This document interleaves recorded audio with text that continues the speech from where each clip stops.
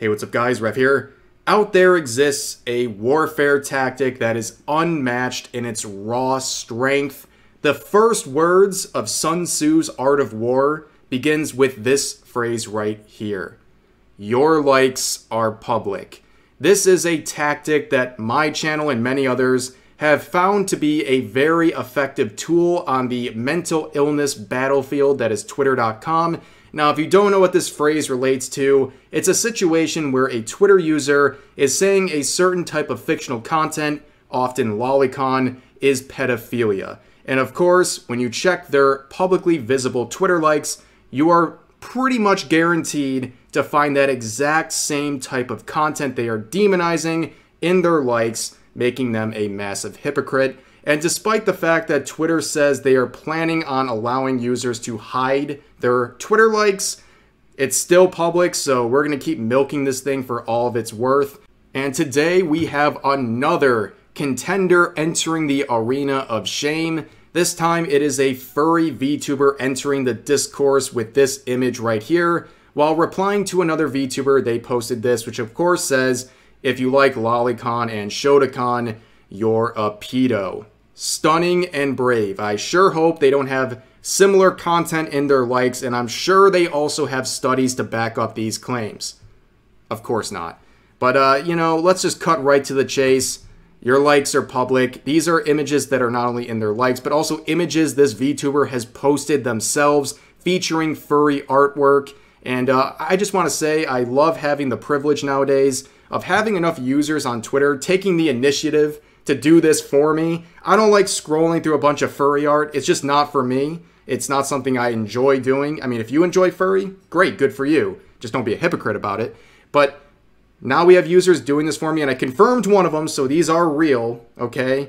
And yeah, they kind of speak for themselves. It is a natural extension of their logic. If you think lolicon and shotacon is pedophilia, then furry must be zoophilia by your standards. And of course, will they agree to that? Of course not. But going through, apparently this isn't the first time they've entered this discourse. About a month ago, they made a tweet saying, it's a tad more complex, but essentially, if you label yourself a lolicon, it does translate into pedophile, which of course that is misinformation. When you put it into Google Translate, the proper translation does show, but in the related notes, it says that lolicon equals pedophile, but that is based on user feedback and not official translations. We've proved that before on this channel. But anyways, moving on, they say, lolicon is not a word that's used in Japanese amongst polite company for a reason. Yeah, neither is furry. Nobody says furry in polite company. These are porn fetishes. What does that even mean? But they go on to say, if you find drawings of lollies attractive, it depends on how surreal or realistic it gets, but it can be an indication to pedophilic interest more so than an individual who does not engage in such activity. I'm sure you have a study or something of that kind to prove that claim. Oh wait, it's just your headcanon. And also, yes, they are a YouTuber. You've been looking at these images that are they're actual YouTube thumbnails. I mean, these are like the furry equivalent of my shitpost thumbnails from back in 2018. Like, this is wild. But nonetheless, yeah, furry artwork right in the thumbnail. Just more evidence that they are clearly a furry, right? So by their own standards, they would be a zoophile. But moving on, they contest this over and over again in replies. And people applying this VTuber standard back to them and calling them a zoophile, where they continue to argue on and on and on, and their only counter to anything is just saying, okay, pedophile, which of course waters down the term pedophile to the sole benefit of real predators, but that's a conversation we have beaten to death. And of course, more just crazy behavior here. So they did the common tactic, this VTuber, where they keep saying, debate me, bro, when people are arguing with them in the replies. They just keep saying, like, I'm not going to speak any further, debate me, bro, which we'll talk about the whole debate me stuff in a minute, but basically one of the users they were challenging to a debate says, I am not in a good place right now. I am 5 hours away from attending a funeral. Basically, can we just do this another time or just drop it? And they replied by, of course, mocking them and calling them goofy for going to a funeral. Yeah, is this person okay? Like, it just shows their behavior, right? And again, with this debate me thing, this is how they ended their whole conversation, by sharing their Discord name and saying that they stream, and if you want to come on in and debate this stuff, they love the smoke. I don't think you like the smoke. I don't think you want that smoke.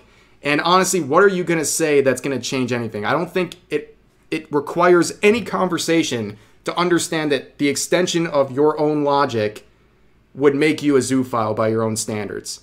Like, there's no debate. It just is what it is, right? There's nothing uniquely, magically different about lolicon versus furry in terms of the arguments that justify it to be okay.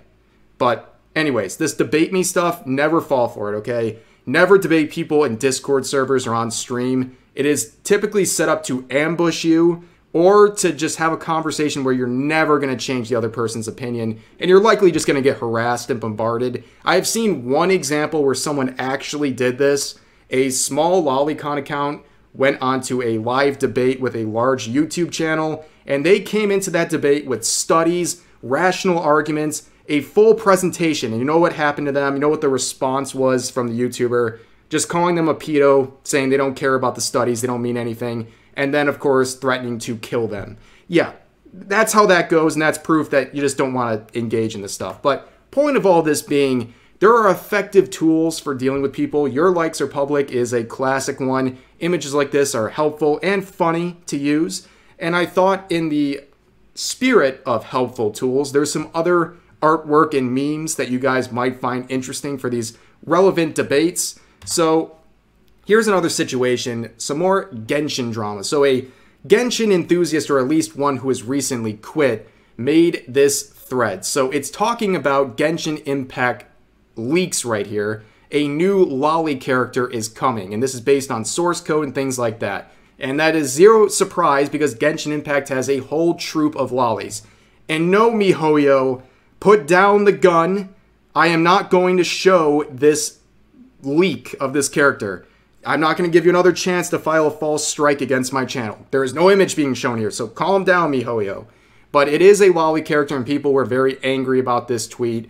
And this user was included, and they said this: I need people to stop using the term lolly when it is literally an inherently pedophilic term.